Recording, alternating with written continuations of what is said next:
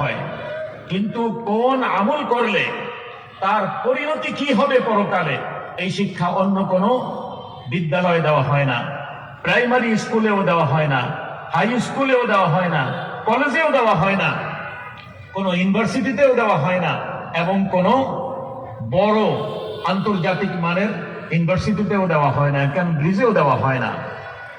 অতএব আমরা যদি পরকালের সুখ এবং শান্তি আশা করি, তো এই ছোট্ট জীবনে আমাদেরকে কিভাবে চলতে হবে প্রত্যেকটা বিভাগে, প্রত্যেকটা কাজে, প্রত্যেকটা অবস্থায় একমাত্র তার গাইড দিবে কওমি মাদ্রাসা, এছাড়া অন্য কোথাও তার শিক্ষা দেওয়া হয় না।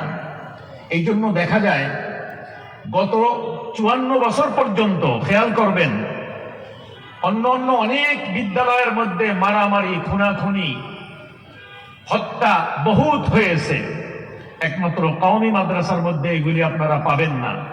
কারণ কওমি মাদ্রাসার মধ্যে শিক্ষা দেওয়া হয় মান কাতালা নাফসান বিগাইরি নাফসিন আও ফাসাদিন ফিল আরদি ফাকান্নামা কাতালান নাস জামিআ।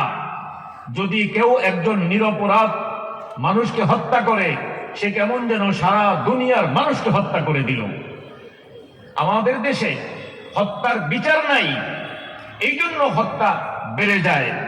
ফাঁসির আসামিকে পক্ষপাতিত্ব করে ছেড়ে দেওয়া হয়, আর ভালো ভালো মানুষগুলাকে ফাঁসিতে চড়ানো হয়। কেন? যারা এই কাজগুলি করে তারা কি অশিক্ষিত? তারা অশিক্ষিত না, যেহেতু